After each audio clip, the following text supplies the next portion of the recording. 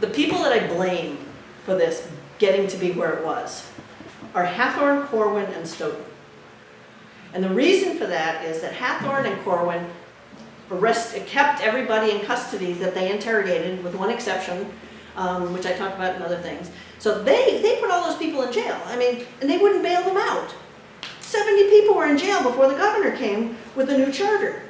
What was going on there? All past things. People could get bailed out for about 100 pounds, and then they'd process it, and maybe they'd just sort of say, okay, you behaved yourself, we're not going to prosecute you. So they're responsible. They're responsible, and Stoughton was going to hang everybody. We can clearly see that anybody who was convicted, he was going to hang, until January, when the governor said, well, you know, I know you've written this thing to hang them, I'm going to pardon them. And what the governor wrote back to the Crown was that when he did this, Stoughton stormed off the bench and didn't return for the seating of that court. So those three magistrates, the three judges, I hold them personally responsible for this, one, getting out of hand, and then two, making it so murderous. Why do you think they did that, having read Well, their writings? Mary Beth Norton, her take on it is that the Puritans saw this world, this physical, real, visible world, and they also had an invisible world. And God and the angels, and the devil as a fallen angel, inhabited that.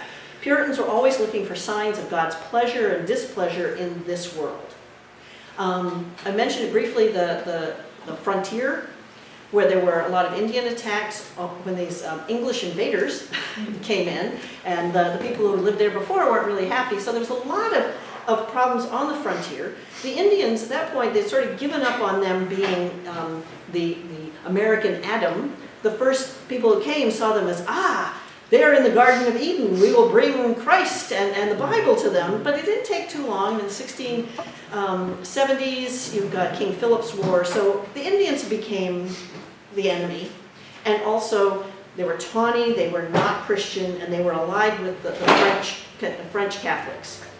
So they were considered agents of the devil. So we've got that going on. Physically, people's houses are being attacked, people are being killed, people are being brought into captivity.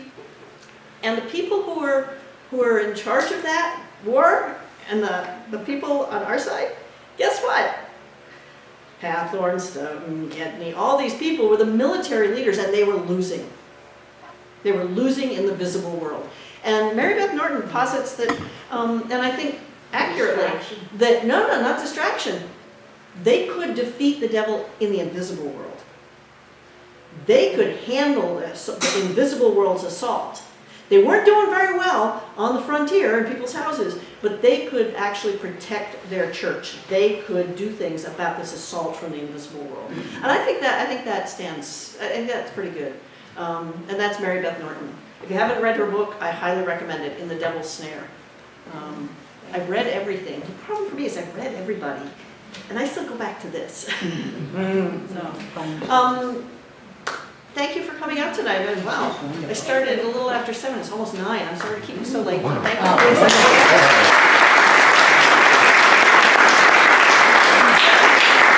So one last thing, so again, thank you all for coming, thank you Margo for giving yet another wonderful talk. We do have some books about the subject. Yes. One of the specialties is both in our archive but also in our gift shop. So we have ones that are new. Margo brought, these are Margo's that she brought, the William and Mary Quarterly, which is actually the special edition they put out when this book was coming out. So if you want one of these, you have to see and pay Margo. She mentioned Devil's Snare. We collect used books and resell them. We happen to have one. And it is A bargain. all $7. So you can't go wrong. We have lots of different books here that you might want to take a look at on your way out. I've set up my little portable shop. Taking after Sammy Johnson, his first profession as a trader. I set up my cart. I'm ready to go. But again, thank you everybody for coming out. If you do want to sign up for Richard Heights, please email me. Everyone in this room had to email me, so I know you have it somewhere. Anyway, thank you for a wonderful time, and thank you once again, Karen.